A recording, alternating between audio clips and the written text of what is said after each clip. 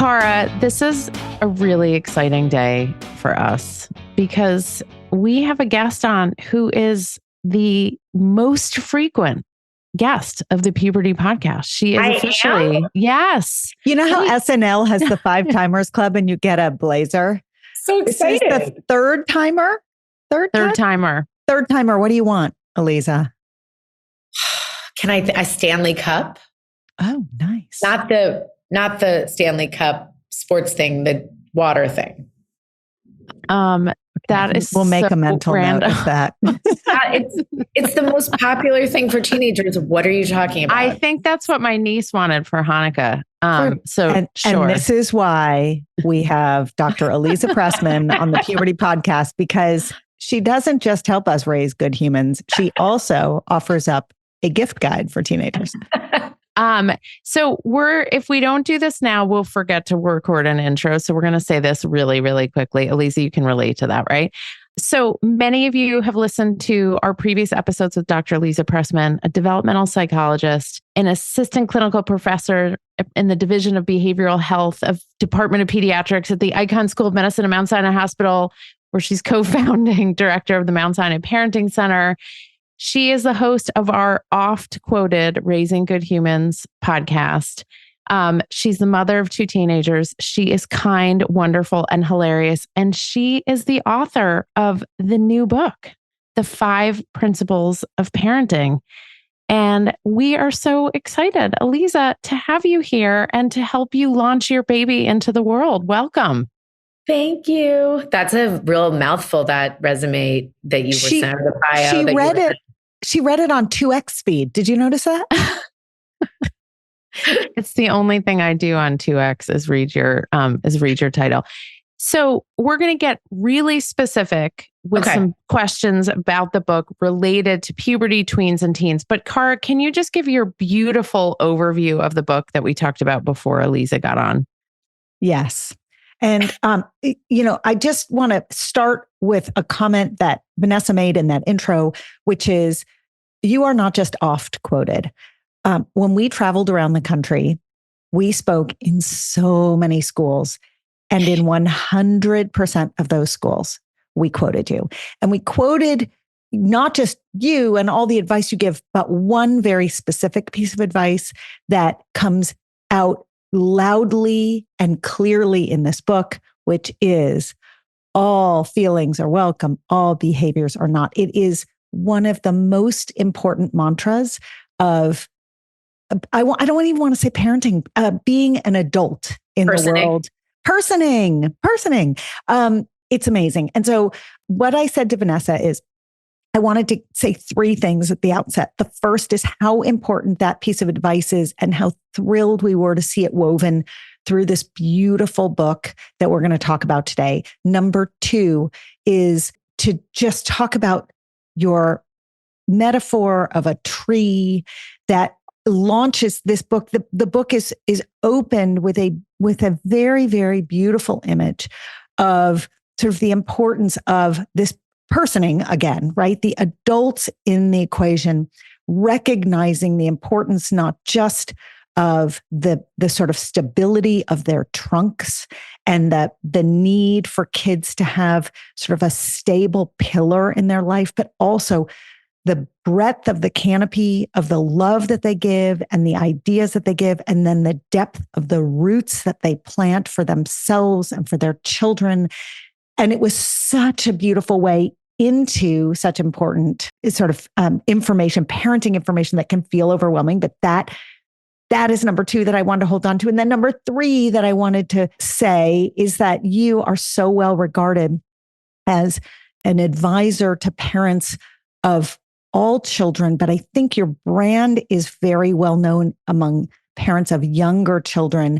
And what is so clear in this text is every parent or adult of a tween and a teen should read this book, because your advice extends way beyond the young years when our tree trunks are big and have lots of rings and our branches are wide and our kids are bigger. Okay, that was a lot, but that's where I'm going to launch. That was so nice. Thank you. We loved your book. Thank you. I mean, which I just want to say, is called, I'm holding it up, The 5 Principles of Parenting by Dr. Aliza Pressman. Okay. in case you forgot your name, Aliza. Okay. So I want to start with, I think, one of your most important messages. And I've heard you speak about this. And when I read it here, it was like, everybody needs to remember this, which is this. You only need to be a good enough caregiver over 50% of the time, right? I think when we spoke at Hackley last year, you said 52%. Just over. Yeah. And that in and of itself protects our kids by just doing good enough over half the time. Can you ground us in the science that tells us why that is the case, how that is the case, so that everyone listening can just take a massive deep breath about all the ways the 9% of the time they're not doing so hot? I mean, most of the time, we're not at a 52%. We're probably getting a C, not a, just over. Speak for yourself, Aliza. But because I just didn't want people who are like, I have higher standards than this, so I'm not interested. but it's just to say that the science tells us that it's the consistency more often than not. You are able to provide the consistency of care and the stability and all the principles that I go into: relationship, reflection, regulation, rules, and repair. But the repair is there very much to get us back when we have all of the moments that we are in the 49%. And it is so powerful that it doesn't undermine. As long as we're doing it, it's the cycle. It actually builds and strengthens and cultivates the idea that this relationship is sturdy enough that trunk and those roots are really planted in there. So those missteps are just not going to break anything. And we put so much pressure on ourselves to get it right. I would say in the reverse, that it's like we want to get it right almost all of the time instead of more often than not. And that difference not only is totally unattainable, but it's actually counterintuitively more likely to be harmful. And I don't love using the word harmful because I think like we have enough on our plates. So I don't want people to be like, I'm too good of a parent. What? But so say that all the time, Aliza. So what I'm hearing and what I read was being good or right is good, but being wrong is good too. Yeah. Because we need all of that. And we don't need to burden our kids with the even remote hope that they go out into the world as adults, that they leave the nest and are meant to be right all of the time or good all of the time. Let's talk about that, because our entire work is founded on the importance of do-overs, right? Everything Cara and I talk about, think about, guide people through is rooted in your guidance and a bunch of other amazing psychologists who we love talking about the importance of repair. I don't think people understand the science behind repair. I think, when we say to an audience of people, hey, by the way, when you take a do-over, when you apologize, when you own your mistake, I know you think it lowers your esteem in your kids' eyes. I know you think it's going to lose respect and sever connection, but in fact, it's the very opposite. So Aliza, talk us through what happens through repair that actually strengthens connection and relationships rather than severs it. Well, the original research on rupture and repair was Ed Tronick decades ago.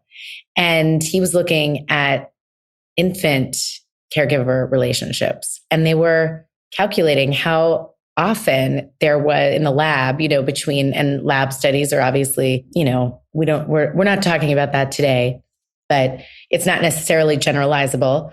But over time, when you see things replicated enough in enough environments, it's pretty hard to deny. But in the early studying of repair, it may sound lightly unethical right now, but they would sort of have babies and moms have a moment where the baby was making a bid for attention and the mother kind of did what was called a still face. And it sounds quite cold, even as I'm describing it, because the experimenters would watch as the babies would just keep bidding for attention and get really upset and finally potentially give up. But what was so incredible about it, and the reason why it was important for research, though again, lightly disturbing, was that the mothers, typically it was the primary caregiver who was the mother, would then reconnect. And just through smiling or having a moment, this is too little to, apologize or have, some kind of like deep conversation. Just reconnecting physically or with eyes and lighting up your face and smiling and mirroring, those babies were back. And over time, the measurements of how healthy a relationship was were not about how much that connection happened, because that was like 33% of the time. Then the research extended to all the ages, including couples, and repair is like all over the planet now as a big part of relationships. But the science behind it is really at its core about just understanding that love has a permanence that isn't going anywhere just because something was uncomfortable or messy or seemed disconnected. And to keep getting a repeated exposure to that information, you're wiring in a system so much strength and so much confidence that that person that you count on is reliable enough not to be going anywhere just because something wasn't feeling really good. And if you really think about it, when you go into your life and you meet adults and you have interactions that have ruptures, especially in romantic relationships, we can recognize what happens to us depending on what our early experiences were. And we can remember if we had I'm sorry to do this to the primary caregivers, but it's typically with primary caregivers, but could be someone else in our early lives that didn't make repairs, that didn't come back if there was a rupture. And so over time you learn, like, I better not have a rupture or this relationship isn't safe. So you can see how that would not be as positive as these moments of disrepair and repair. But on the other side of it, just thinking about never experiencing it. It wasn't bad. It just was always good, like always smooth sailing. That also could get you to a place where you don't feel equipped, like you don't have the muscle memory of having disrepair and repair and the discord going back together and coming into a place of feeling like you're still connected. If you don't practice that, you don't even know that that muscle exists. So the tween and teen years offer up lots of opportunities. Can we dive a little bit into that? And let's think about when we're challenged by the adolescents in our lives, and their moods, they're at an 11. And we, our response is sort of a fight or flight kind of, it's sometimes we're great and we do the thing and we co-regulate them and we take the breath and we're right. And all the things that you preach. And Vanessa is particularly good at in front of live audiences at getting the whole audience to co-regulate. And that's an incredible thing. When we don't, and we respond to fire with fire, there's lots of opportunity for repair. So can we walk through a little bit some of the strategies to begin the repair? Like, how do you get from the conflict to the repair? What does that jump look like? And what are some ways in for the adult caregivers? So I think the first way in for the adult caregivers is to make repair within yourself and forgive yourself for probably saying something you did not mean to say or using a tone that you wish you hadn't. And so we have to make repairs with ourselves, which we'll have time for because maybe that teenager stormed into their room and isn't speaking to us for right now. Yes, they're giving us that opportunity. Yes. So we can make repairs with ourselves and, really simple hacks that everyone knows about: hand on heart, hand on stomach, taking a deep breath and saying to yourself, like, I don't like what I did just then. I'm going to take a deep breath and remind myself, like, more often than not, I'm not in that state. This was a moment and I'm going to get back with my kid. And just get yourself, I forgive you. I'm like, we're all good and delish. And then you're not saying to yourself, like, I promised myself I wasn't going to do that. I'm such a shit, excuse my language. And I'm losing this kid. Like, this relationship is getting corroded and I suck. It's just not helping anyone. Plus, when you are making repairs with yourself, rest assured that part of co-regulation is the sense that is not spoken that your children will have of the way you speak to yourself.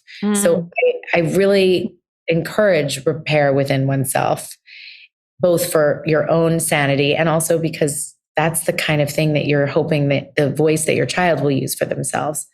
And then when they come out of their room sheepishly because they too are feeling probably an urge for repair, rather than getting right back into it, even just a look that's like, and we all know that look of like, I wish I love you. Like, I think we know that this didn't need to be like that.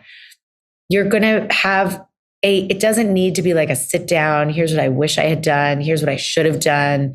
Here's why blah, blah. That's fine sometimes, but it can also just be that look that's like. So that's not, I just want to drill down because that's not conflict avoidant, right? I want to be super clear on the advice. You're still, as the adult in the room, you're still standing up for what you feel or believe or being clear about the limits that you are setting. Hell yeah. Right. And you distinguish between limits and boundaries in the book, which I think is actually a very important distinction. And maybe you can get into that for a second, but it's not conflict avoidant. It's shifting the narrative, shifting the tone of the conflict in order to get through it. Exactly. Yes. Okay. And yeah. Well, Aliza, what if, so like, that's the ideal scenario, right? You both emerge from your corners and you give each other a look and you're like, right. And, I've had situations where like 30 seconds later, I'll look at my kid and be like, oh my God. Yeah. And they know. And they're like, oh, Mom, that was such a fast do-over. And I'm like, thank you very much. But there are times when one of us doesn't have that grace, right? Or the storm is still raging through the house, or, your kid says things like, you always say that to me, or like, you never listen, or, they're still very much in it. And this is the question we get over and over. And maybe they say some really crappy stuff to us that's like incredibly hurtful and painful. And like, then we, instead of, having had that sort of easy come down moment, now we're like back in it in our effort to repair. What's your guidance in that situation?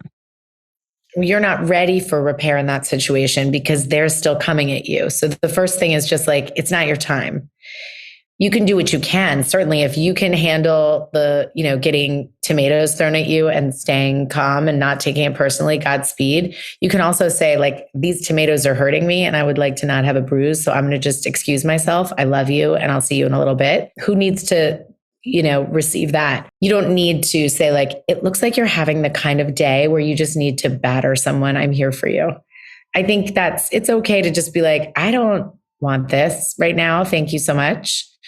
So I don't think that this is the audience for this movie, but Ant-Man did the quantum something or other, quantum mania. And in this movie, the other dimension has like characters that are speaking in a completely incoherent language, but they understand each other at a bar. It's like aliens.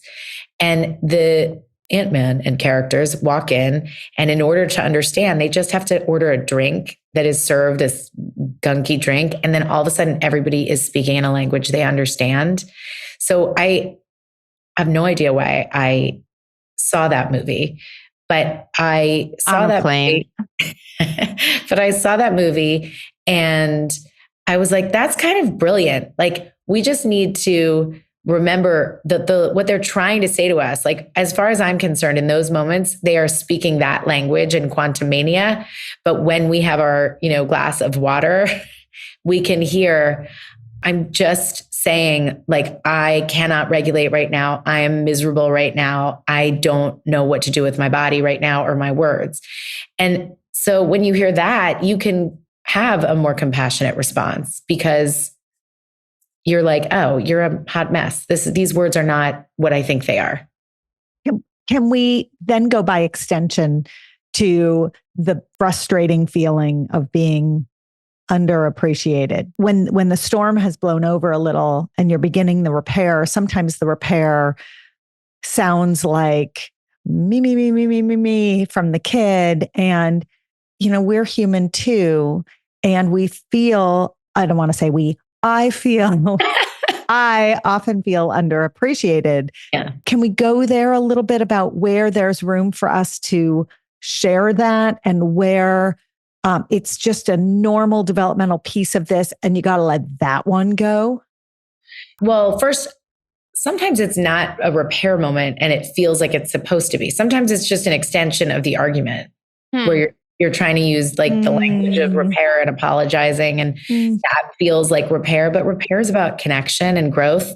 So it may not be the apology. You might be apologizing, which is something else and very important, but it's not actually about reconnecting and growing. That might happen way later because you might not be ready for it because you might be like, you little ingrate. And so you're not ready for repair. You'll do it later. Repair really is like, we are back. We are back to connection. And you don't have to be ready right away. You're also entitled to say, that really hurt. I'm not there yet. I'm going to get there. I always love you. But right now I'm like bruised. So I'm taking my time and I will come back to what I always do. But let's go to gratitude and appreciation and its wonderful adolescent corollary, self-absorption. I mean, I would actually be super curious if like there's a sort of temporary psychological condition of like adolescent narcissism, like if it's like a fleeting diagnosis. Temporary for 10 years. Yeah, between the ages of like 13 and 23. And 0 to 13. I don't know. Somehow their self-absorption feels like less. Yeah. It's like somehow cuter and more charming and less hurtful. Right. I guess because they're cuter and less smelly. Maybe it has to do with where the myelin is in the brain, Vanessa. Right. It's like there's no myelin. So you're like, oh, you have no myelin. But Aliza, talk us through, because one of the things that we think a lot about is, as Cara said, feeling appreciated or more often than not feeling underappreciated, and the development of gratitude in kids, particularly tweens and teens. And you walk through a few steps of like where their developmental ability is for gratitude and what those steps look like. And I'm thinking about, I mean, like the things we say to our kids, like, I ran around all day today and I took you to a soccer tournament and then I picked up your suit at the dry cleaning and then I cooked you to like, and we're like going on and on about all the things we did for our kids. And they're sort of looking at us like blank faced and also kind of like, oh, okay, thanks. And you're like, no, but that's not what I wanted from you. I wanted, X, Y, or Z. So talk us through like what we can actually expect from kids and how it evolves. Because the evolution of it, I found into ultimately reciprocity, I found that to be like a really fascinating and helpful concept. Much of developmental psychology is managing expectations through understanding how we develop. And so I think it's easier when you have an understanding to sit there and not tell yourself a story of your really ungrateful, entitled, crappy kid. So instead, recognizing like you're definitely not getting appreciated in the short term. That is a just not happening moment. Of course, you're getting hugs and kisses and thanks for the stuff that really is landing well with them and serves them. Mm-hmm. But the things that serve them are the extras. The things that you're doing no matter what, that's just like, because they're so safe and they have such an expectation that you're there for them that they don't recognize yet. It's not developmentally appropriate. Kind of thank goodness. Like if you really think about it, how lucky that they don't have the need yet, the life experience yet to say, I think I'm so grateful for the roof over my head and the fact that you drove me and all these things, because they just are. Now, you could look at that and say, I'm raising entitled kids and I need them to do more volunteer work. And by the way, go do volunteer work. That's incredibly helpful for building gratitude muscles, but also only because you can also feel appreciated. And when you do nice things for people and it like gives you that, it's a beautiful cycle where you're like, I like how that feels. And now I also recognize how it might feel for someone to feel as appreciated. You know, it grows a muscle, but how lucky that they won't until they're really an adult doing the same thing. They don't see you as, you know, unless they're worried about you, unless they're like, we got to take care of these people, these parents of ours. Like during COVID, I think kids were like, oh man, there's a lot to do. We have to help out. Like this is not happening unless we help out. But even then, I don't know that it grew gratitude. Gratitude is like really slow and it's hunting for good stuff in small ways. But that stuff is serving them. That is not the stuff that adults feel grateful for. It's just too abstract. I'm going to share a parenting fail that required repair yesterday because it's very relevant to this, which is that Vanessa and I traveled together for the majority of 8 weeks through the fall. And whenever we were not based at Vanessa's house, so we spent 2 weeks kind of based out of New York, and then the rest of it was not, I would watch Vanessa's kids text her and check in. How was the talk? Did you feel good about it? I hope it went well. Now, she has a lot of kids, and so maybe only one of them was texting her, but it felt like a lot. She was getting a lot. And I'm like looking at my phone. It's, you know, hey, mom, do you know where the whatever is? You know, and there's none of that. And I finally, last weekend, I said to my kids very passive aggressively without any conflict, by the way, I was like, and I just want you to know that Vanessa's kids and they were curious and they want, and, you know, the faces sort of fell and it was aggressive of me. And then I did repair immediately. I was like, so sorry.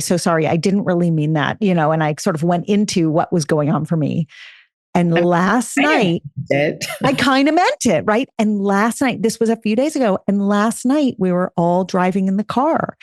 Perfect place to have a conversation like this. And from the backseat, my son says, I just want you to know that you said this thing about Vanessa's kids, and it really made me feel bad. And then he said, because he's 18 and manipulative in all the right ways, but he's 18, said, I didn't text you because I assumed everything went well because I think you're a really good speaker, Mom. And so just know that's why I didn't reach out. And I said, I'm going to call BS. And he said, okay, that's fair. And then I felt like we repaired. But it was an interesting 2-step process where there was no conflict. It was me feeling like... We're feeling shitty. And I was feeling like, you're too old to be a narcissist. And how could you not check in and make sure that things were going well for me? Like, if I haven't taught you that, how am I going to launch you? And so I created conflict around it, which I found kind of fascinating. And frankly, my kids, they picked up the ball when I thought it was done because they weren't done. And I think it's a long way of saying, you know, as they get older, they are very aware of when we're entering in this dynamic and what their role is. And they want repair too. They want to And it takes a little bit of time for them, right?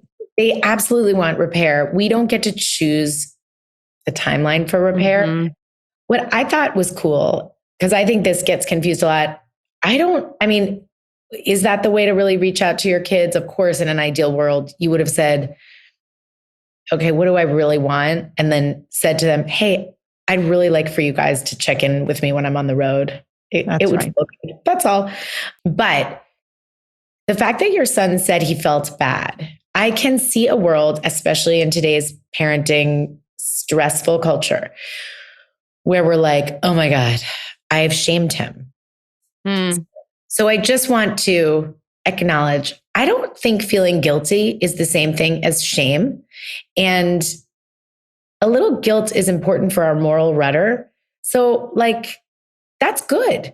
I think in a way, I don't know that the way he got there is like our dream scenario, but your relationship is strong enough that the way he got there was the way he got there. And frankly, he was like, I do kind of feel bad. And I didn't feel shame. I felt bad. I felt that. I felt discomfort. I felt like I wish I could do it over again. And I think that's a really important distinction that you make. You make so many important distinctions that are subtle. And that's one of them. It's really one. And they're all around communication.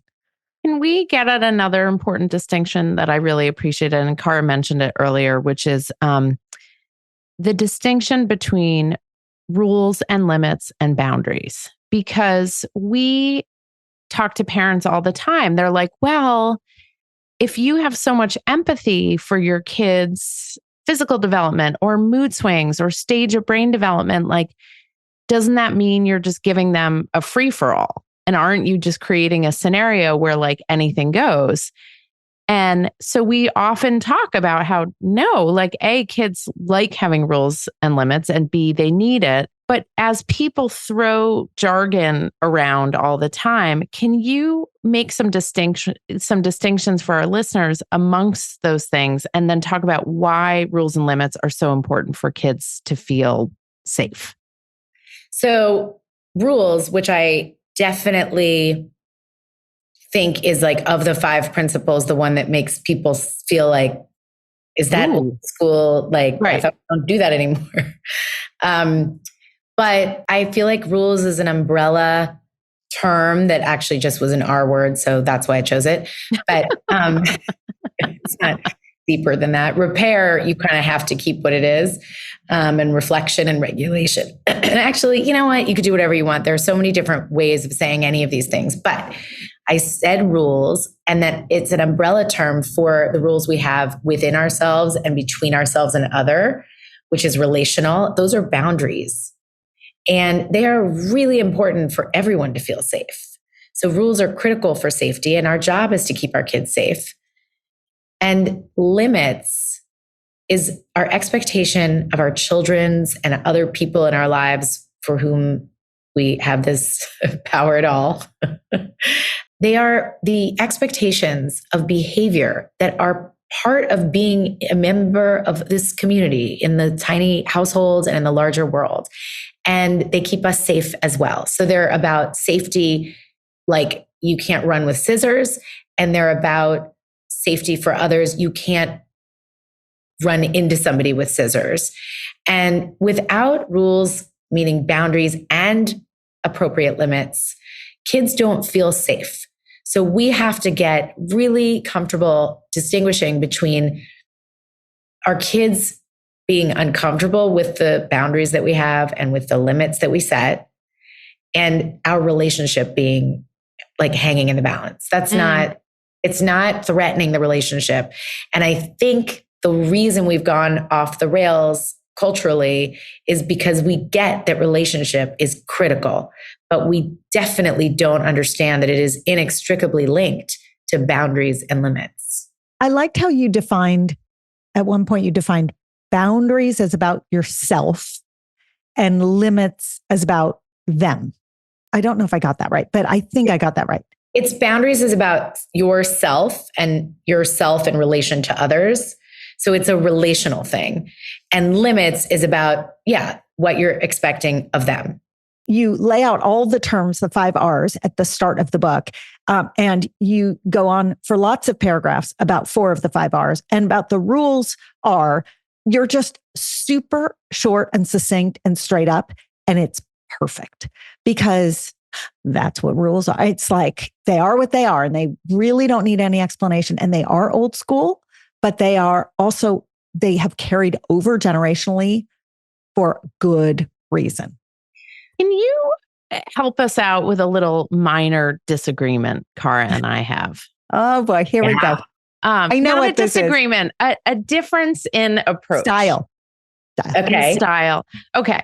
So Cara talks about the importance of the why, right? Explaining why we set our rules and limits to our kids to make them more understandable and palatable to a kid, right? And so they can take them out of our house.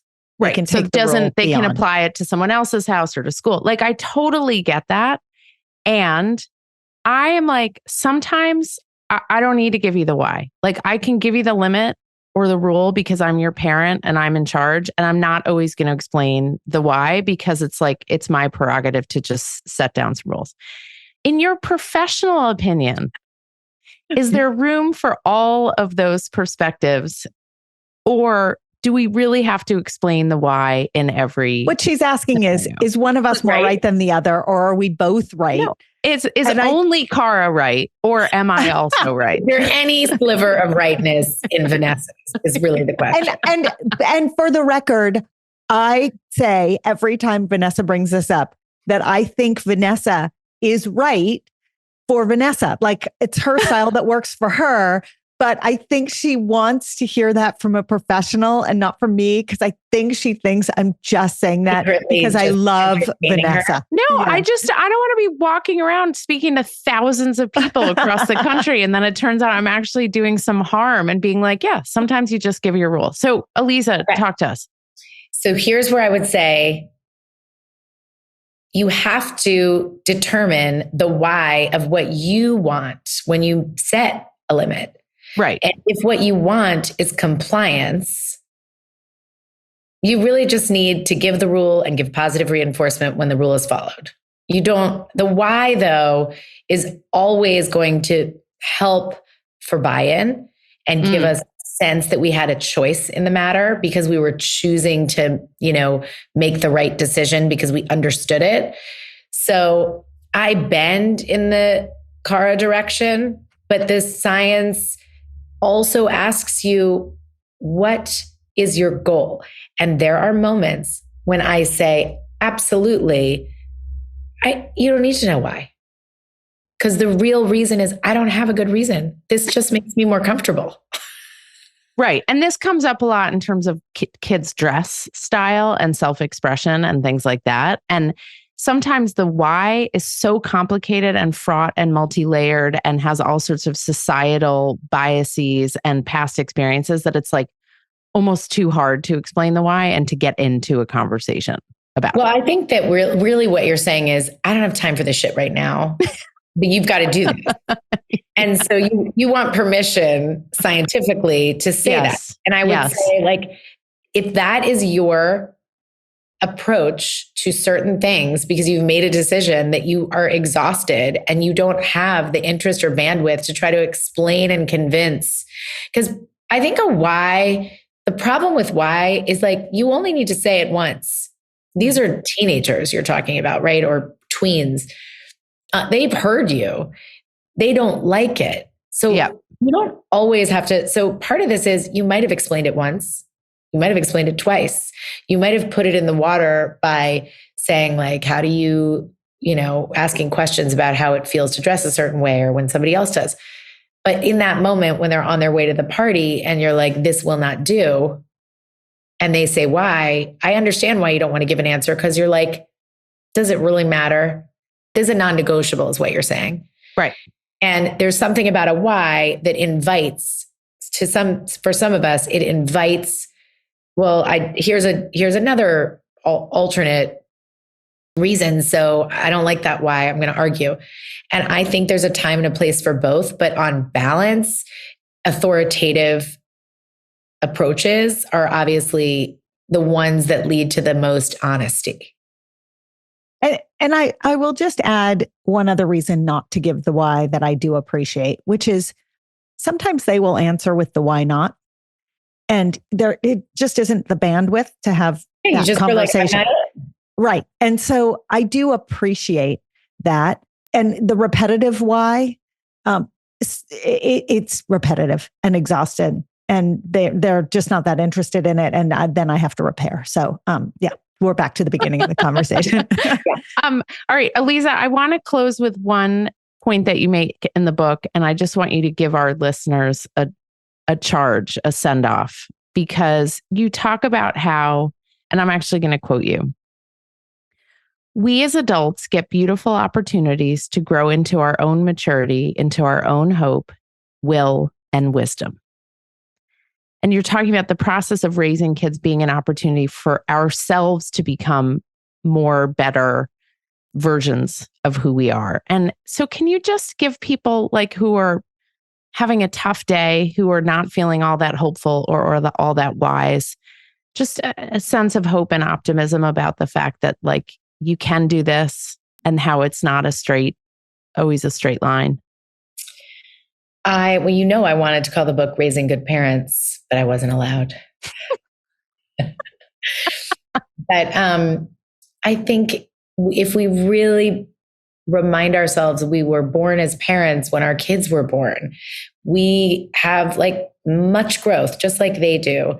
And most importantly, recognizing that growth is developmental. Like our brains are actually expanding. And at that moment, and especially in this transition to moments in parenthood, we are our most motivated. We are our most changeable. And we have the most potential in our adulthood to grow and change and thrive. But, just like with kids, like you wobble around, you fall, then you get back up, and that's part of the deal, but you keep getting stronger and you keep growing. And I think if we let go of the idea of whatever the parenting ideal is, I know for me, it depends on what your particular pain point is, but mine is remembering seeing this mom. It was my friend's mom. She picked up my baby, my Penelope, when she was a baby, because she wasn't feeling well. And I was like overwhelmed, and we were visiting. She was stirring soup and she had her on her hip, and Penelope was super calm. And I was like, and she was super calm. And I was just like, that person was born this way. Like, I'm a hot mess. And that was something I just needed to pay attention to. Like, I had this ideal.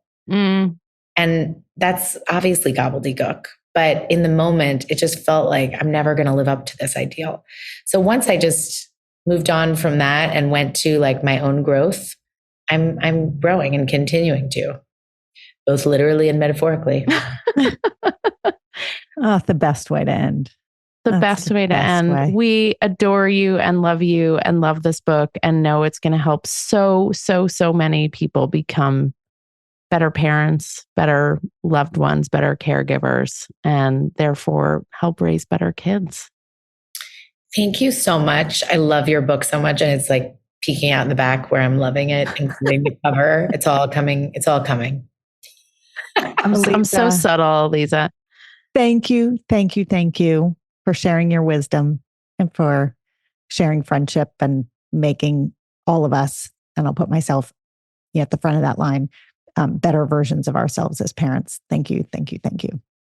Oh, thank you. I love you guys. I do.